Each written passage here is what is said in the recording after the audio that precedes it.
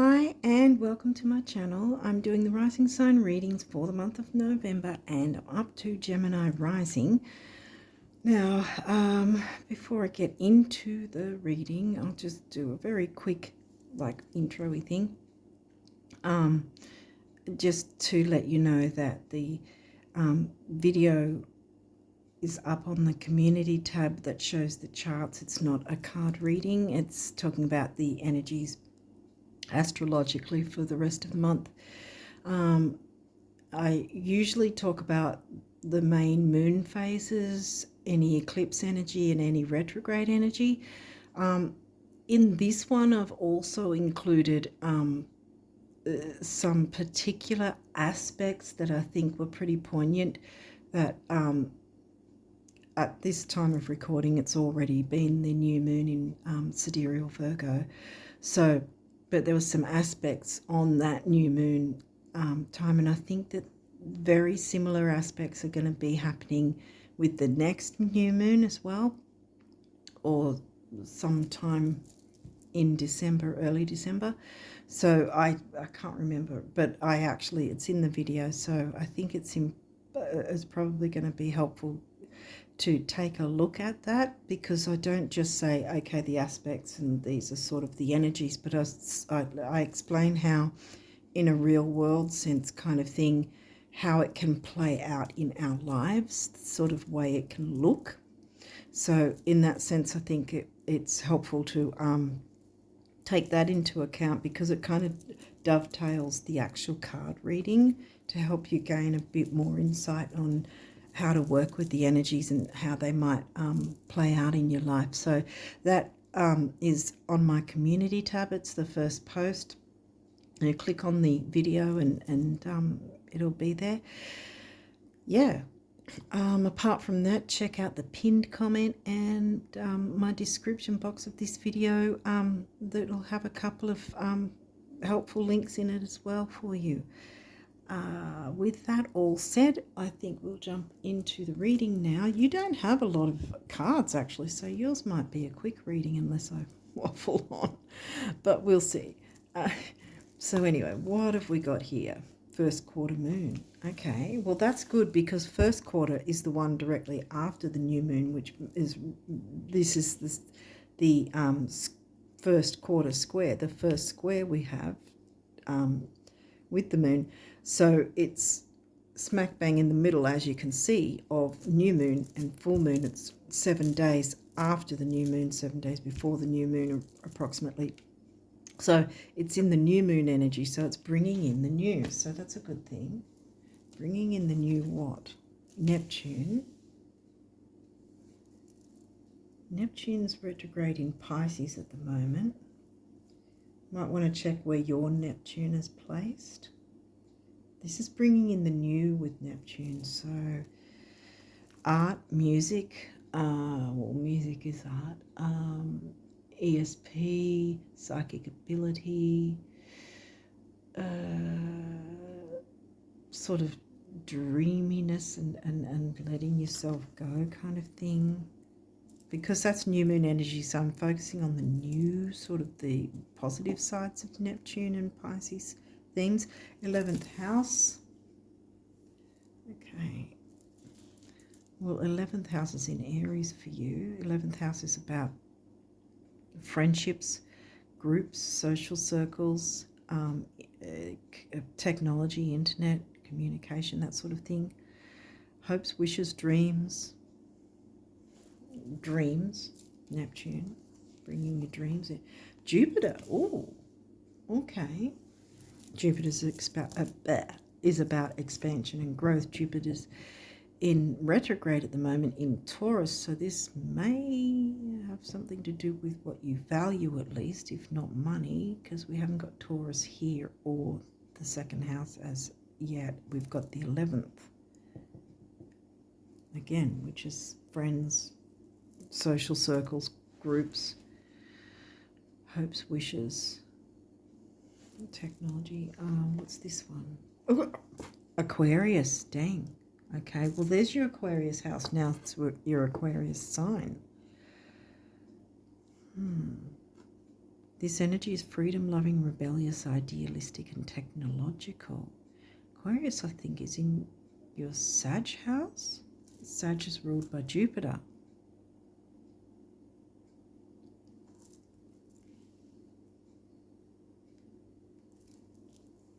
Freedom-loving, Sag house.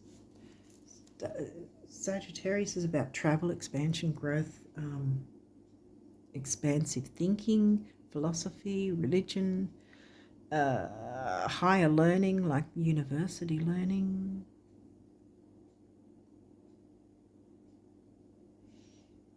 Something to do with that is also connecting with Aquarius.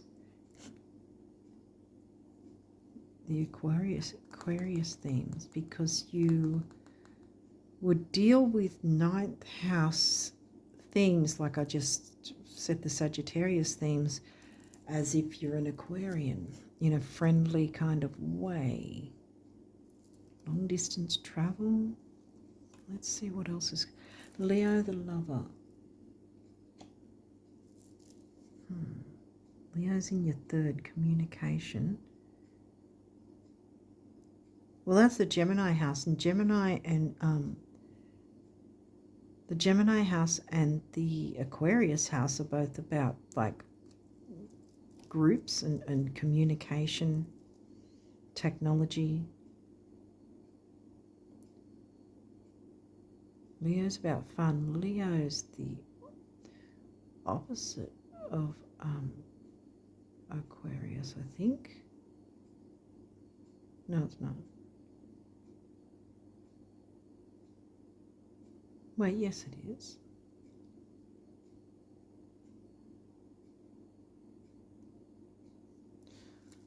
What else?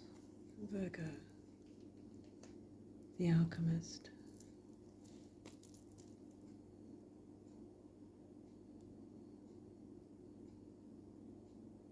The alchemizing what? Because we're coming to the end now. This is a very quick reading. There's expansion and growth with friendships and groups,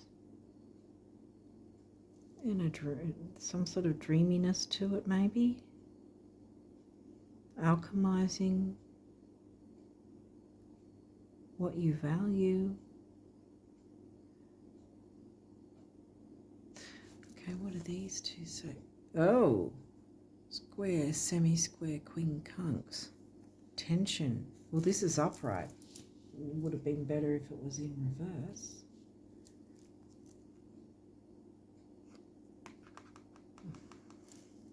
Tension with friendships.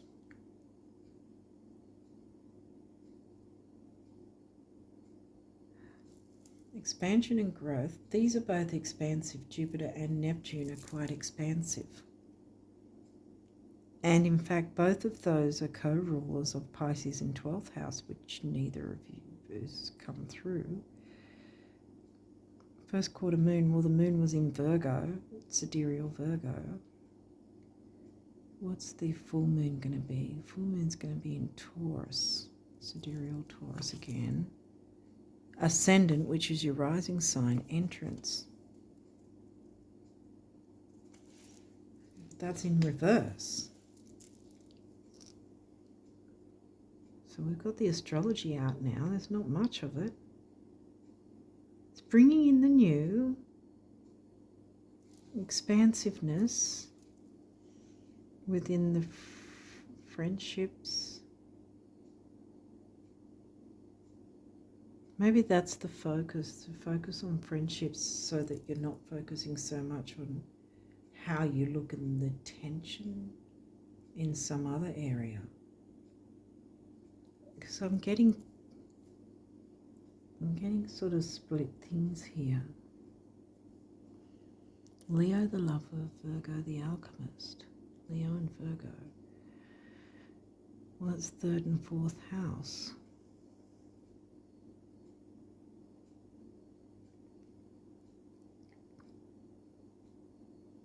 Third and fourth. Gemini and Cancer.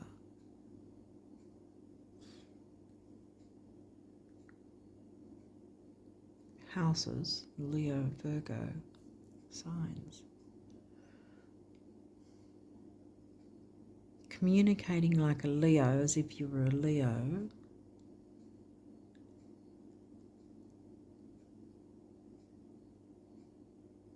Health duty, service to others, service to yourself. I always like to bring that in too with Virgo, you know, balancing those things as well.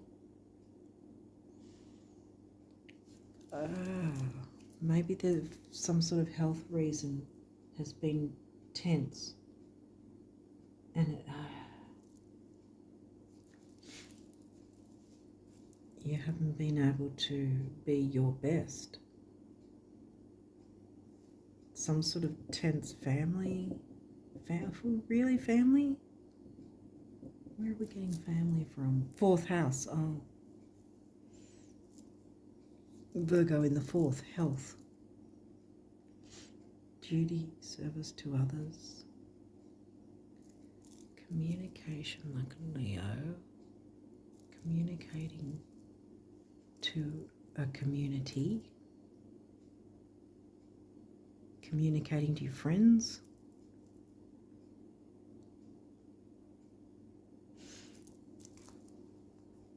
Expanding the communication in some way.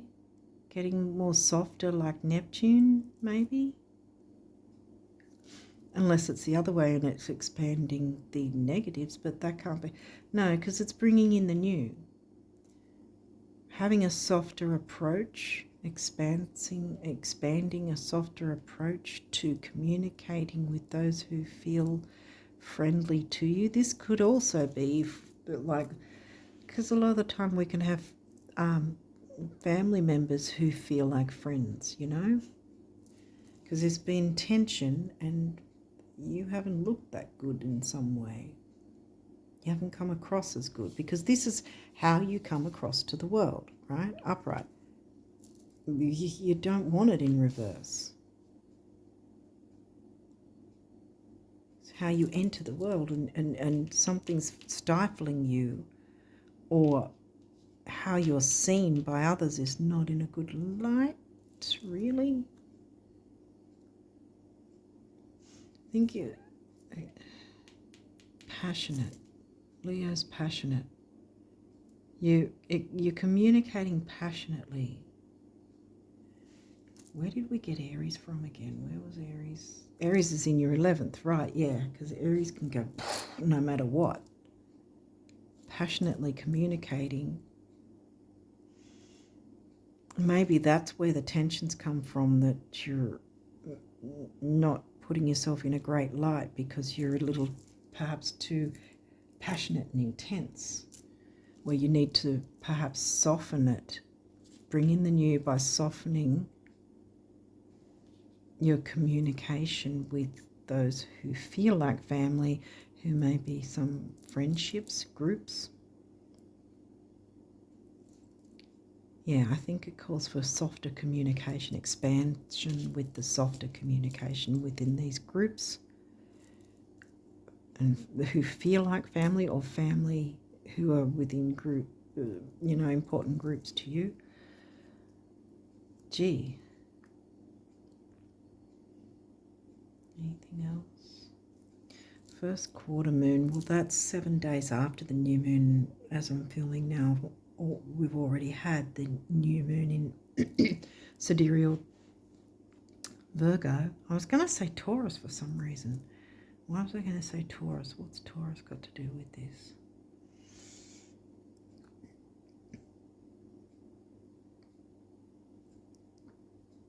Taurus is in your 12th. And we've got all the astrology cards out. That might mean something to someone, I don't know, the Taurus in the 12th. Or Taurus house, second house, covered by the Cancerian side. But yeah, to turn this guy around, perhaps, we'll turn them both around the other way. I think it calls for bringing in a softer approach to your communication. Yeah, and the time frame for this is approximately a week after the new moon. The new moon was on the 1st, so that would be round about the 8th of November it'll be. Around about that time, give or take a couple of days. Okay, wow, you've only got one numerology card, which is, whoa, relationship change, and it's in the middle. That's where I was feeling like my throat was getting a bit funky. Communication is needed. You are the communication sign, Gemini rises. Heart chakra colour is apparent here too. 5, freedom and change. 6, temporary opportunity, focus, detail and dignity. Temporary opportunity doesn't mean you'll never get another one like it, but you've got it this time. Take it with both hands while you can. 5 and 6 comes to an 11, which is also about relationships. Okay, so here's your abundance messages. What do they have to say? You see, now my throat's going. Communication's needed, and I think it needs to be very much softened instead of the fiery Aries and Leo, because maybe you're coming across a little too passionate, Leo, and too me, because Aries and Leo are the me signs. Sag is a bit sort of more laid back, but for the fire signs, Aries and Leo are sort of putting themselves first. And I think that in this case, it's more of like Virgo putting everyone else. This is the opposites. Putting yourself first is Leo. Putting yourself last, if at all, is Virgo. So there's that finding the balance between the two. Because remember, we've got 3rd and 4th house, communication and home and family, whether that's actually home and family or those who feel like home and family. So, because there's tension here, there's tension, and you're not looking that good for some reason. So I think bring in the new of a more softer approach, so that you still get to have your say what's on your chest or whatever, but in a more expansively softer, gentler Piscean approach. We've all got all of these signs in our chart. Pisces for you is in the 10th, but we didn't get Pisces or the 10th. But the Neptunian, you might want to see where your Neptune is placed too, because that might give you a little bit more information with your own chart as to what house your Neptune is in, what sign it's in, because it might have some aspect to all this as well. Sort of explain it a bit more and you'll go, oh yeah, now I know exactly what it means, kind of thing. But in any case, barring that, tension needs to be dealt with, because you can see on the card, these two are battling it out. You don't want to stay in a battle if you can avoid it. So it's either two options: have a different approach or walk away from it. One of the two. And this is seemingly saying have a different approach, a more softer, gentler, expansive, understanding approach kind of thing. So we've got this one. It doesn't get any more beautiful, any more magical, any richer, or any easier than things are right now, until, of course, you start expecting it to get more beautiful, magical, richer, and easier, at which point I hope you have a really good broker who loves you, the universe.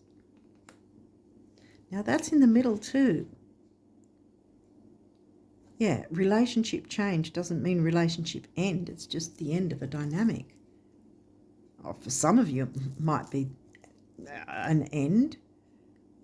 Take it how it resonates. But what I'm getting is it's more of a change in a dynamic rather than a split, because there's the need to have a more gentler approach to those who feel like family and friends.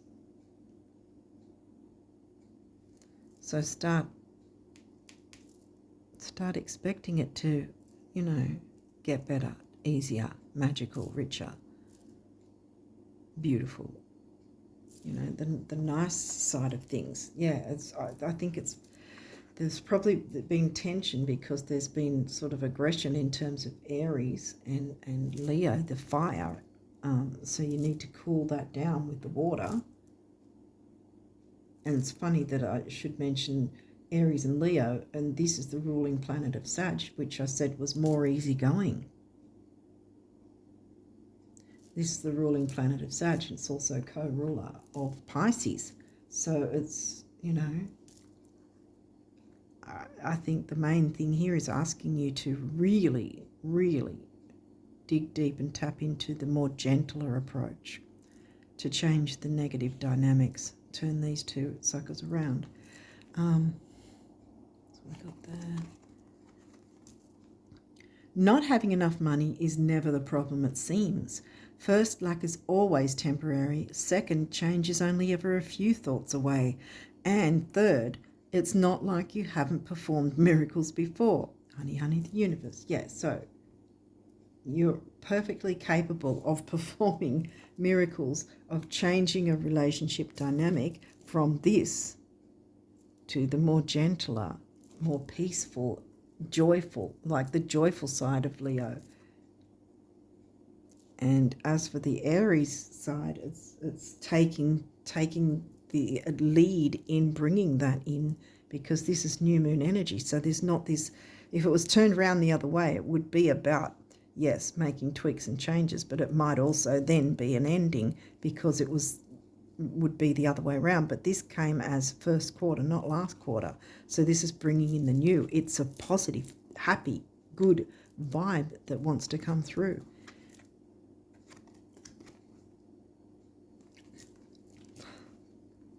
Go way out. Think beyond your present dreams to the dreams you will dream once these have already come true. And when you can clearly see how confident you will walk and how proud you will feel, start walking and feeling like that today. Far out, the universe. Yeah, see, that's got a similar vibe as that one. Start expecting it. Start living how you want your life to be. Start expecting it. Start living in that energy, in that feeling, in that emotion.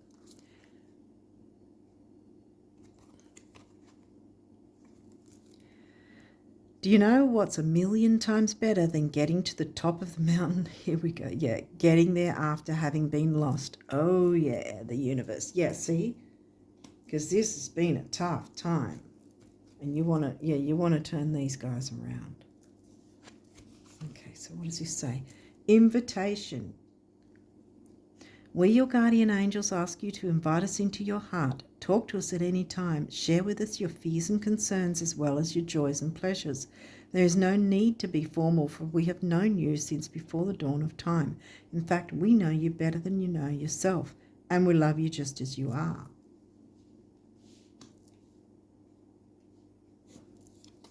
Yep, this is the trust. You are holding, I was going to say. That says looking. Holding on to the tension. Let it go. You are looking at a situation from a purely physical perspective, and therefore you cannot see the bigger picture and the blessings interwoven within this event. We, your angels, urge you to trust, for all will work out in the best way possible. Let go. Yeah, let it go. Let go of your fear and apprehension, and allow God's loving, I'm blowing up this, and allow God's healing energy to flow to you. Healing, yeah, Virgo. Trust, for all will heal in ways you never thought possible. Yeah. Yeah, I think that this was quick because it was really one message. To change the relationship for the better for yourself and someone else, whoever it is, or whoever they are, if there's more than one person. I think the answer lies in tapping into expansive Jupiter, expanding on the nebulous, gentle, dreamy, even energies of Neptune, the art, maybe bring in some sort of beauty and art into focus somehow. But it's bringing in the new and bring in those Pisces gentle energies, I think. Communicating gentler, perhaps. Maybe you've been a bit on edge and it's been a bit spiky with the communication. But you've got a lot of good here coming, you know. So trust that it's on the way. You can turn these two around so that the tension is over, the war is over, so to speak. The battle is over and you're like the wounded warrior. You've had the battle and you're just convalescing and healing after the fact, you know. But once the battle's over, then you can turn this guy around and enter as the Gemini riser you are and, you know, be seen in a good light because you've made the effort to bring in more peace and harmony. You know, tapped into your Pisces Neptune energy, you know. But again, check out where both Neptune and Jupiter are placed in your chart. But as for the transits, Neptune's retrograding in Pisces and Jupiter's retrograding in Taurus. We're talking true sidereal signs here. Yeah, I think that's the main message is focus on bringing more peaceful communication in and probably involve whether that's some sort of psychic ability or music or art, something like that in any form that you can, I think is going to really help things out. It's going to expand on the good. And it'll change in a positive, helpful way. There's the heart chakra color, you know, the relationships, love, emotional balance, compassion for yourself and others.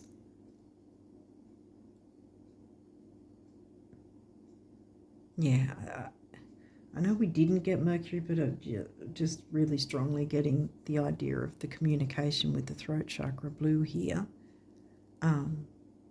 Communicating in a more Neptunian way. Yeah, like I said, it could be the inclusion of some form of art, beauty, psychic ability, ESP, empathy, you know. That's another thing too, being more empathic towards others so that they know you give a crap about them, kind of thing. That in itself can be a positive change to a relationship dynamic, knowing when that person knows you give a crap about them in that sense, you know, that you're making that effort. You're expanding the good side of Neptune and Pisces, you know, within that relationship, and these two will turn around. You will be seen in a good light with the world because you've well, I don't know if you've bypassed it. If you can bypass it, then great. Maybe this is a heads up that if you already start to look into delving into these energies to communicate with whoever you're caring about, that this can be avoided. But if it's already happened, then, you know, you still have a chance to pick up the pieces, so to speak, and still improve matters for yourself and someone else that you're involved with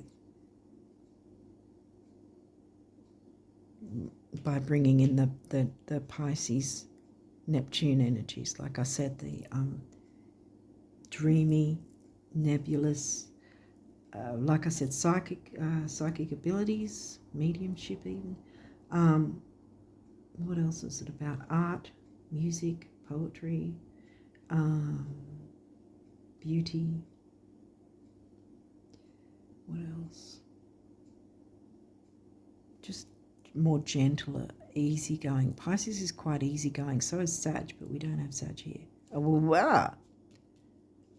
Jupiter is the ruler of Sag, ruler of Pisces and Sag. Yeah, they're both easygoing signs. Yes, Sag and Pisces are for the most part, they're the two easygoing signs in the whole of the zodiac, you know. So it's having a more peaceful, easygoing kind of communication with those that are important to you is going to make a big difference, change things for the better. Because sometimes you just need to show the people you care about that you actually care about them, because you can't always expect people to know how you're feeling or if you're really caring about them, if you're not really on board or not really taking a lot of notice of them, or if there's so much tension that's all you both interact with about a certain topic, like money, for instance, can be a really tense thing. Sometimes if there's money issues, that can bring arguments and tension, for instance. Not saying there's a money thing, but it's just an example. So, yeah, this is about communicating in an easygoing, gentle, open way that you're willing to listen to the other party as well.